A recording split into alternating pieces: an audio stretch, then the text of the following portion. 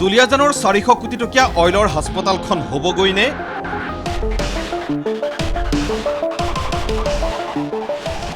দুশ বিচনাযুক্ত হাস্পতালক লৈ কি খেল খেলিছে অইলে?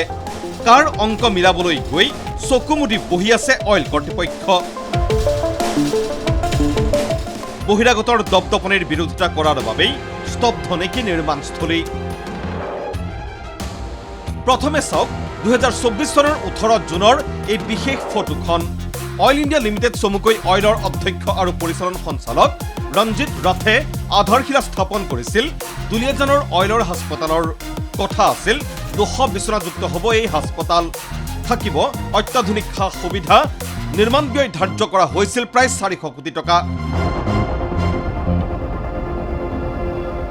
13 বছৰ পাৰ হৈ যোৱাৰ পাছতো এয়া নিৰ্মাণ কাৰ্যৰ অগ্ৰগতিৰ ৰেহৰূপ। মৰিশালীৰ নিস্তব্ধতা বিৰাজ কৰা দৃশ্যই প্ৰমাণ কৰে এই গতিত আৰু এটা দশকতো হৈ নুঠিব অইলৰ দুলিয়াজানৰ নতুন হাস্পতাল। কিয় বন্ধ হৈ আছে নিৰ্মাণ কাৰ্য? প্ৰশ্ন দুলিয়াজানবাসীৰ।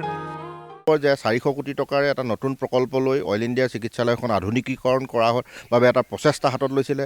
আশা কৰিছিলোঁ যে খুব জলদি আচলতে সেই হস্পিটেলখন গঢ় লৈ উঠিব, কিন্তু কিছুদিনৰ পৰা আচলতে কিছুমান খামখেয়ালিৰ বা কিছুমান বেমেজালিৰ বাবে কামটো আজি ঠিক এটা দীঘলীয়া সময় আচলতে বন্ধ হৈ পৰি আছে। কিন্তু এই কথা আমাৰ প্ৰথম আৰু প্ৰধান উদ্দেশ্যটো হ'ল যে আমাক হস্পিটেলখন যিকোনো মূল্য বিনিময়ত লাগে আৰু তাৎক্ষণিকভাৱে লাগে। আচলতে আমি এটা ইমান ধুনীয়া এটা সম্পদ আচলতে আমি হেৰুৱাব নোখোজোঁ। বন্ধ হৈ গ'লে বন্ধ হোৱাৰ আচলতে এই ব্যৱস্থাবিলাকৰ আমি আশংকিত হওঁ। আচলতে যিহেতু দুলিয়াজানত এখন ITI ইনষ্টিটিউট আজি অতদিনে বনি বন্ধ হৈ পৰি থাকিলে, সেইখনো অইল ইণ্ডিয়া লিমিটেডক আচলতে দায়িত্ব প্ৰদান কৰা হৈছিলে মুখ্যমন্ত্ৰী মহোদয়ে। এই কথাটো আমি কিন্তু অৱগত হ'লোঁ, কিন্তু সেই মেডিকেলখনো আজি পৰ্যন্ত পৰি থাকিলে।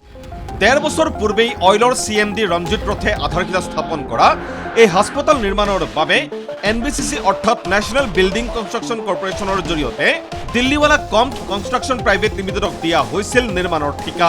কম্টে ঠিকা লাভ কৰাও প্ৰায় 7 মাহ পাৰ হ'ল, কিন্তু না অইল কৰ্তৃপক্ষ, না NBCC কৰ্তৃপক্ষ, না ঠিকাদাৰী প্ৰতিষ্ঠান কম্ট কনষ্ট্ৰাকশ্যন, কোনেও তিলমানো গুৰুত্ব দিয়া নাই হাস্পতাল নিৰ্মাণৰ কামৰ অগ্ৰগতিত।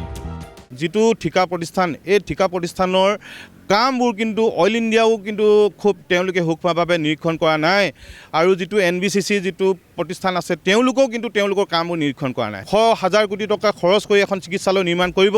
এই চিকিৎসালয় নিৰ্মাণত কিন্তু আৰম্ভণিতে কিন্তু এনেধৰণৰ গাফিলতি হোৱাটো আমি খুব দুখ পাইছোঁ। কথা অইল ইণ্ডিয়াই নিজেই নিজাববীয়াকৈ, আৰু জিলা প্ৰশাসনৰ এটা দায়িত্ব আছে আচলতে কি কাৰণে গোটেই বিষয়টো বন্ধ হৈ পৰি আছে। জিলা প্ৰশাসনৰ দায়িত্ব লওক। তেৰছ গোৱালাদেৱ আছে, তেখেতে নিজে আচলতে খা খবৰ কৰক। আচলতে অইল ইণ্ডিয়া লিমিটেডৰ এখন চিকিৎসালয় বনি থকা অৱস্থাত এই চিকিৎসালয়খনৰ কাম আজি ইমান দীঘলীয়া এটা সময় কিয় কাৰণে বন্ধ হৈ আছে? কিয় এই হেমাহি?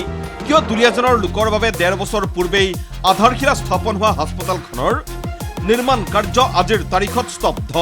এই প্ৰশ্নৰ কোনো উত্তৰ নিদিয়ে অইল ইণ্ডিয়া লিমিটেডৰ দুলিয়াজানৰ বৰমূৰীয়াসকলে, যেন ক'তো একোৱেই হোৱা নাই।